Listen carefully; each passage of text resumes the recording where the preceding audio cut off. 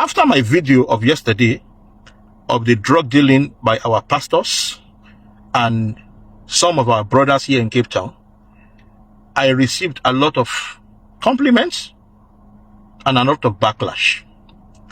Now, this backlash came from Nigerians, and what did they say?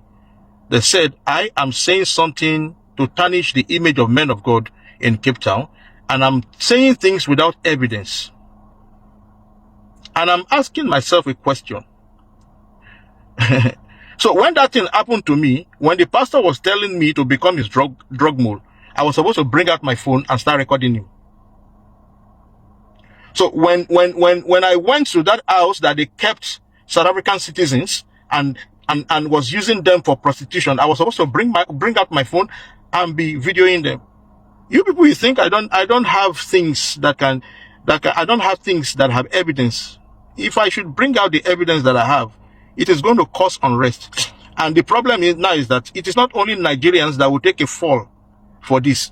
All Africans in South Africa will take a fall. That is the reason why you see me, I go into this journey that I went into now, to bring peace, to bring unity. You see, my assignment is not to cause unrest in South Africa. My assignment is not to put the life of Nigerians in danger. There are many Nigerians in South Africa that are legit like me. Very good, hardworking. I have many of them as friends. The ones that have office, they have their business, and all they are doing is admin, paperwork, helping people to register company. I've got a lot of them. Intellectual, doctors, brilliant doctors, Nigerians that are making the world proud. I am a pianist, a musician. International musicians, not a local one. And people come from Canada, people come from all over the world. And, you know, when they ask me what is my name, they get impressed with the way I play and everything. And they ask me what is my name. When I tell them my name, and they ask me, where are you from? Immediately I mention Nigeria, you will see the way they will stammer the name after me. Oh, Nigeria. Some will tell me, oh, not bad for a Nigerian. Do you know how that makes me feel? You people think that what I'm doing is what is giving our country a bad. Our country has had a bad name before I was born. There has been drug dealing, there has been fraudsters before I was even born. What I'm trying to say to us, foreign nationals in South Africa, especially my brothers, let us stop committing crime in this country and even all over the world. If we cannot give drug to our children, if we cannot give drug to our wife, because we know that those drugs will destroy them, why do we give it to other people? And when you are committing this crime as a Nigerian, what do you think is going to happen to other innocent Nigerians? Let us live a normal life in this country. Let us respect the locals. I have been living with South Africa for the past 18 years. I have never had fight with one of them. Why? Because already I developed that culture of respecting them. What South Africans need is respect. Just give South Africans the respect they deserve, and you will see if they are xenophobic or not. They are not. I've received a lot of messages from South Africa, messages of hope. Many of them declaring, telling me that they don't hate our brothers. What they hate is the crime we are committing. And Nigerians, please, you know, I want you to stop all these things of worshiping pastors, defending pastors when they do something wrong. This is the reason why our pastors keep on repeating the same scandal, sex scandal, because when they come out of these sex scandals, we worship them, we praise them.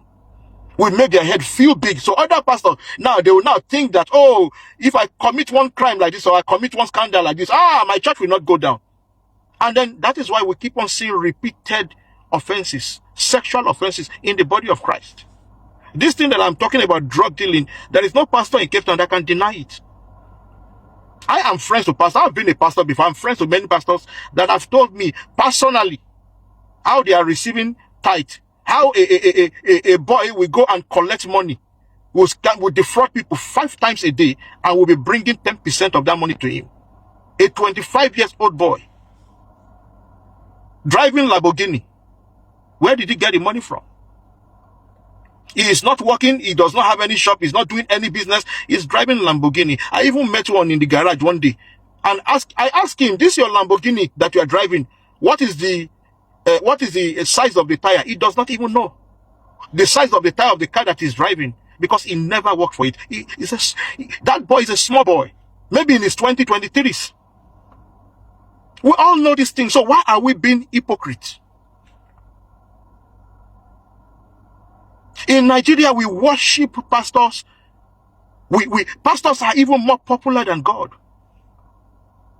People trying to discredit me, telling me that I'm saying things with no evidence to prove. You want me to bring evidence? If I bring evidence, there'll be xenophobic in this country. If I bring evidence, all the Nigerian church in this country will close down. So let's not talk about evidence here. This one that I shared yesterday, it was something I told myself I would go to the grave with. It was so embarrassing. This was my personal experience. I don't need any evidence.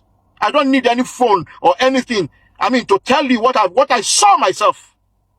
And when this thing happened, it was not something I was expecting to happen. It was something that happened. So there was no way I was going to bring out my phone and start videoing. Nigerians, let's stop being stupid, please. Let us call a spade a spade. Let us condemn what is not right. There is a video I would like you guys to watch. It's a very interesting video. I told you guys that God have started doing something new in South Africa. Pastors that are using their ministry to do illegal activities with Home Affairs officials, they have been exposed. I just want you to enjoy this video, and after that I will say something about the video. South Africa is being sold one permit at a time, and that's really no exaggeration. The Special Investigating Unit today revealing that its probe at Home Affairs uncovered a network of dodgy officials selling permits to foreigners. Exhibit A, self-proclaimed prophet, Malawian national Shepherd Bushiri, the very man who fled the country to escape rape charges. The SIU found that he and members of his church had fabricated documents to help him acquire his permanent residence permit. That permit was adjudicated by another member of his church. Now, he's not the only pastor who entered South Africa via nefarious means. Timothy Omatoso was also singled out for a fraudulently obtained work permit to a pattern of deception to stay in South Africa. The SIU's interim report details how this unholy duo and many others bought or conned their way into the country. South Africa's immigration system has been treated as a marketplace where permits and visas are sold to the highest bidder.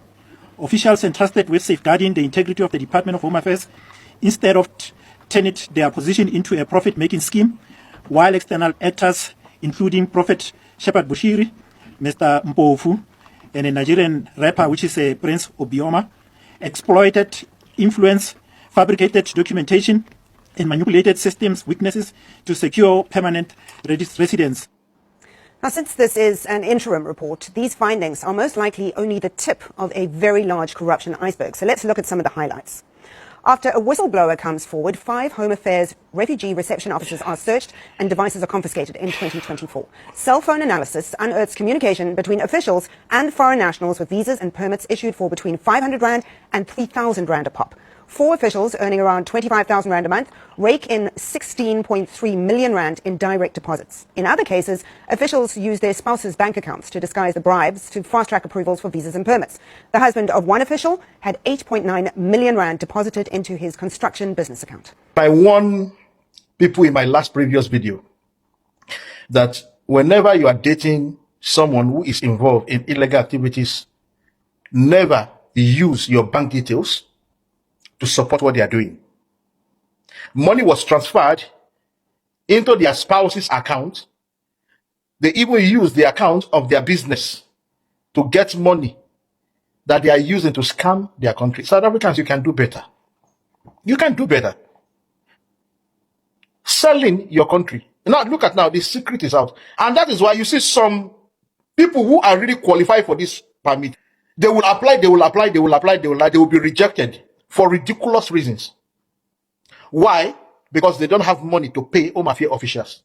Some of the criminals are in possession of these documents they do not qualify for. Why the good foreign nationals that are in South Africa, responsible foreign nationals, they are there, have been looking for this document forever. They can't get. Why? Because they don't have money to pay. Do you see what is going on now?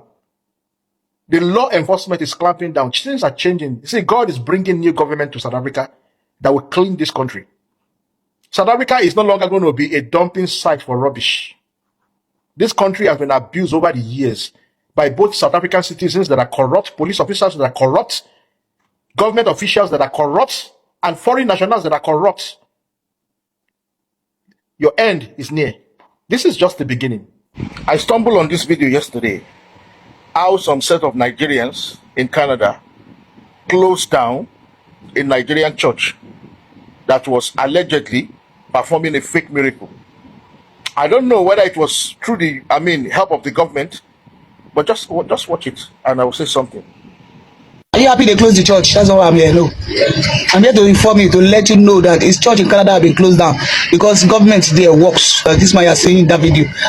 When there, you hear him fully what transpired.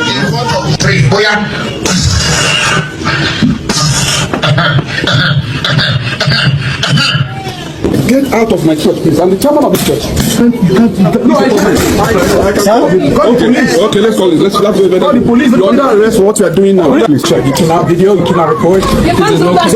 But the church basically not. The episode or the drama that happened on Sunday, where I visited the Liberation City International Ministry Center, which is owned by the controversial pastor Chris Okafor, where they are doing fake miracle. Here in Canada, we will make sure we go after them. Come and spoil our own reputations as Nigerians. I wish to tell you today that Greater Liberation City International Ministry Center is owned by Chris Okafor, operating here in Toronto, Canada, precisely in North York, 877 Allen Street, has been dissolved. Do you now see how Nigerians with brain, how they should be operating? They said that this church is giving the country a bad reputation. So they rather took care of the bad reputation instead of taking care of the whistleblower. This is how responsible citizens of a country should behave. Anyway, Canada is a country where the law works. The owner of this church, the headquarters of this church, is in Nigeria. The owner of this church was the one that was involved in a massive sex scandal. A man that slept with almost half of his congregation, slept with people's wife. You know, Nigerian pastors are very good in sleeping with people's wife. I don't know, it's a culture in Nigeria. No respect for marriages, no respect for, for people's wife. They are, even the ones in South Africa here, they sometimes when they gather, among themselves, they will be discussing, things about other people's wife. How they would like to have this one, how they would like to have this one. That's what they do. They have no respect for marriages. They have no boundaries. They have no integrity. And now you see what happened in Canada. They closed down the church because the church is said to have been performing a fake miracle. What is poof? What kind of miracle is that? Even Jesus Christ, with all the miracle he performed, where did he do poof? You will see some even fighting taekwondo. Some will be, there is one that performed like Batista. All kinds of characters, mentally healed people, in the body of Christ. Characters, different kind of rubbish that comes from that country. I don't know whether when the devil created his own people, whether it was Nigerian that he created, I don't know. But I am so proud of this, these Nigerians there. They are not hypocrites, they are not people that will cover wrongdoings. Instead of us to bring out those people that are committing that crime and stop them, they rather want to stop. They rather want to stop the people that are making contributions, people that are lending their voices, people that are calling out these charlatans, these characters. They would rather bring them out and destroy them so that this evil can continue. You see, you Nigerians, you will not have peace for as long as evil continue to dwell around. You see, here in South Africa, very soon we'll begin to close churches. Any church that is involved in fraudulent activity, any church that is involved in shameful activities, any church that is associated with crime, we will close down the church. You guys have not seen anything. If you like, take me out. There are hundreds of people coming out now. See, God is reprimanding Nigeria. God is exposing us. The world is talking about us. There is a reason. This country, South Africa, I can see everyone now is speaking on behalf of South Africa because this is a country that has been abused over the years. They have abused them. They have insulted them. We have labeled them xenophobia nation unjustly. So God is speaking for them. God is fighting for them. Just watch this space. We will close down churches here. We will deport pastors here by ourselves, Nigerians. When we open our eyes to see the light, we will deport criminals in this country because we cannot afford, we cannot continue to take all this embarrassment, these bad names.